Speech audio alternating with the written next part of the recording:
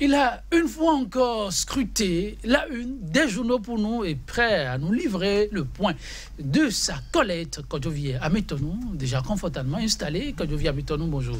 Bonjour Joël Etondi, bonjour également à nos amis qui nous suivent. Un titre, j'imagine, pas trop prédominant, mais redondant. Je ne vais pas le nommer, on va découvrir sans nul doute tout à l'heure. Mais le sujet au menu aujourd'hui n'est certainement pas passé sous silence non plus. Tout à fait, les canards sont revenus sur le rachat donc, de la dette intérieure du pays. Sébastien Adjavon, donc un peu dans la vision de ce que les nouvelles autorités ont institué depuis peu, s'est enrôlé aussi. Donc il fait partie désormais de ceux qui devraient en principe disposer de leur carte RAVIP. La chose a eu lieu hier. Beaucoup de canards sont également revenus sur cette actualité. Vous aurez donc le temps, si vous le permettez, de le découvrir. Oui, ce qui intéresse aussi nos téléspectateurs, c'est la situation de l'école béninoise. Oui, la grève se poursuit, vaille que vaille, un peu partout sur toute l'étendue du territoire national, même si certaines presses annoncent, on ne sait pas pour quel mobile, ils annoncent quand même qu'il y a eu des gels et que la rentrée est effective. C'est pas du moins le constat fait dans les écoles, dans les collèges également. Vous avez suivi sur certaines radios également des élèves qui ont donné de la voix, ne voulant pas faire 2 activités sur 8, soit les professeurs sont là et on va au cours, ou ils ne sont pas là et on ne fait rien carrément. Alors, quand ça se passe comme ça et que pourtant on s'entête à faire croire que l'école va bien et que la rentrée, les cours se déroulent normalement. Je ne sais pas pour quelle finalité, mais c'est quand même dommage pour la République. Le plateau, tout à vous. Merci. Donc, on va démarrer donc cette une des journaux par le quotidien Actu Express qui met donc en grand titre enrôlement du président d'honneur de l'ULCL au RAVIP. Adjavon, entre humilité et patriotisme, un acte d'une haute grandeur d'âme, un geste de forte portée politique, une caution tacite morale à l'opération rachat de la dette intérieure bancaire béninoise de 350 milliards de francs CFA, les inquiétudes de Humbadi sur la crédibilité de la signature de l'État talon et puis quotidien Cocorico Info, le gratuit béninois Akplahoui, après la passation de service suite à sa suspension, Casimiso sous-porté en triomphe, encore un candidat à la révocation et puis opération RAVIP, Sébastien Adjavon enrôlé, la population invitée à faire de même et puis clarification de l'ambassadeur Moïse Kérékou suite à la création du parti Union Sociale Libérale. Le social-libéralisme se pose comme un rempart contre l'extrémisme de 2 idéologies fondamentales. L'info d'Afrique, quotidien Info d'Afrique, pour réaliser l'alternance crédible pour le bonheur des Béninois. Voici ce que Adjavon a mis dans son logo, la dépêche. Réactions diverses au lendemain de la création de l'USL. Que reproche-t-on à Adjavon? C'est une interrogation à la une donc, de la dépêche. Et puis polémique autour des dettes intérieures du Bénin. L'honorable Guy Mitop siffle le gouvernement et puis quotidien, la guérite face aux travailleurs en grève depuis plusieurs semaines. Le gouvernement fait du dilatoire et si Wadaï retrocède vite les prélèvements de février. À peine né, l'USL de Adjavon dérange déjà les pro-talons. La nouvelle tribune, 6e sommet des chefs d'État et Premier ministre à Bakou. Nicéphore Soglo sonne l'alerte pour la fin de la balkanisation de l'Afrique. Conscient de sa gouvernance catastrophique, le pouvoir panique devant le réveil de l'opposition. Réflexion donc du professeur René Arouassou, maître Rumbedi ou la trahison des idéaux de la conférence nationale. Point de presse du Parti communiste du Bénin. Le PCB dénonce le parjure et la haute trahison du chef de l'État. Le confrère de la matinée. Création de l'Union sociale libérale. Sébastien Germain Adjavon, désormais interlocuteur politique sérieux, d'Onclame Abalo, expose la vision de l'USL. Émile Koudjo fait le point de l'organisation du Congrès qu'il faut comprendre par social-libéralisme. C'est dans les colonnes du journal. Et puis, paiement intégral sans défalcation sur salaire du mois de mars 2018. Le gouvernement talon du rétropédalage, c'est une Interrogation et puis opération recensement administratif à vocation d'identification de la population. Sébastien Germain Javon se fait enrôler à Djefa et invite les populations indécises à lui emboîter le pas. Le nouvel observateur, animation de la vie politique, l'USL, un parti des objectifs, une idéologie, le virus de la grève toujours actif dans l'éducation. La réalité sur le terrain tranche nettement avec la reprise des cours fortement médiatisés. Enrôlement au RAVIP pour Sébastien Germain à Javon se fait enregistrer à Djefa et s'agiterait-il d'un espoir de dégel de la crise?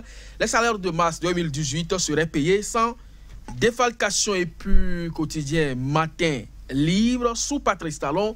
Le Bénin déjà l'état voyou, c'est une interrogation puisque le face-à-face Talon-Zissou est la réalité d'aujourd'hui, écrit donc le journal. Bilan de 2 ans de gouvernance de la rupture, le PCB Crio par jour et puis première session ordinaire 2018 du conseil municipal, bientôt une salle de cinéma à Parakou, Jolie-Tonji. Merci, merci à vous, Kodjovi. À maintenant, mon arrêt, je l'effectue avec Cocorico Info. D'autres journaux en ont parlé, mais lui, il a accordé presque toute la une à cela. Opération Ravip. Sébastien Adjavon enrôlé la population invitée à faire de même. Oui, pourquoi l'invite de la population?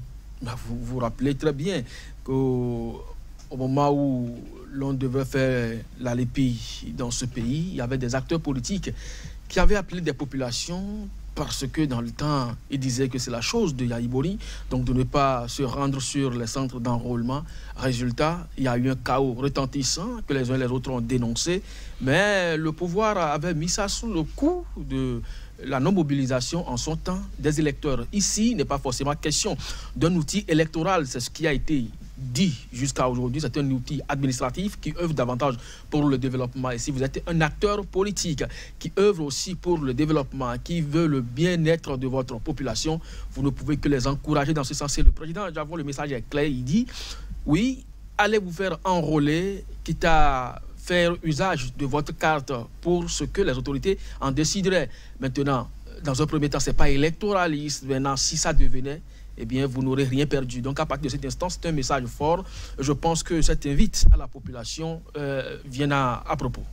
Une invite qui vient à propos, un autre acte qui vient à propos. Il s'agit de la situation salariale des travailleurs. Ça sert avec le confrère de la matinée. Paiement intégral et sans défalcation sur salaire du mois de mars 2018. Le gouvernement Talon du rétropédalage. Mais si c'est ce qu'il faut pour que la calmie revienne dans la maison enseignant, moi je ne crois pas que ce soit mauvais en soi. Et là-dessus, le journal La Guérite, par exemple, demande que le ministre de l'économie et des finances fasse en même temps la rétrocession des défalcations prélevées. Je crois que c'est plutôt ça qu'il est question aujourd'hui.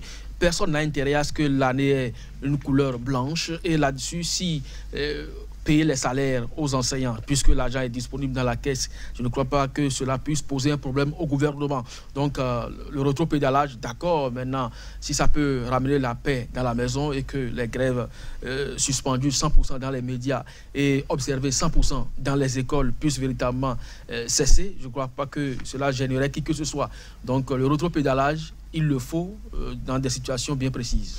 Merci, quand je viens maintenant encore quelques minutes, m'a-t-on dit. Alors, je finis avec la dépêche, un sujet tout aussi préoccupant depuis quelques jours dans bien d'autres pays comme au Bénin, les sacrifices humains. On en parle tous les jours, enfants, adultes, tout le monde y passe. Mais la dépêche nous rapporte ici les propos du ministre de l'Intérieur. Le gouvernement béninois a décidé de prendre les taureaux par les cornes.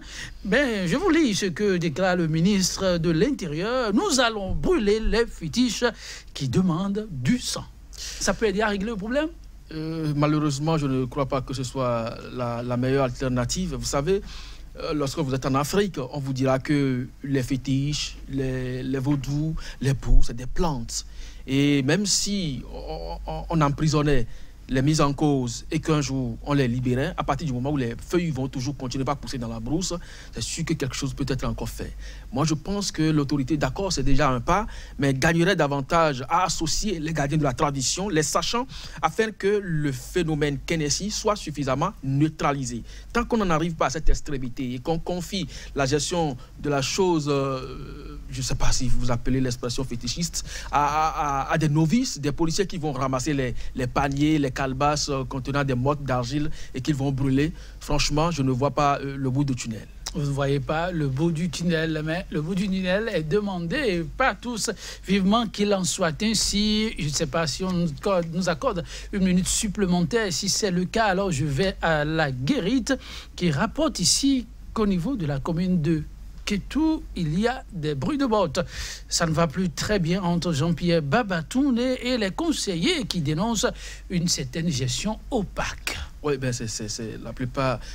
Heureusement que depuis peu, on n'entend plus parler. Et maintenant, ça fait refaire surface après Casimir Sossou. Donc, c'est la commune de Kétou qui souffre. Donc, vous savez, les municipalités, il faut quand même que ces maires reçoivent une certaine formation en termes de gestion administrative. Parce que ce n'est pas facile. La plupart du temps, c'est des gens qui ne sont pas outillés pour la cause. Mais puisque votre parti est majoritaire, on vous porte donc à la tête des mairies, ça pose toujours problème. Et il faut donc revoir la copie dans ce sens.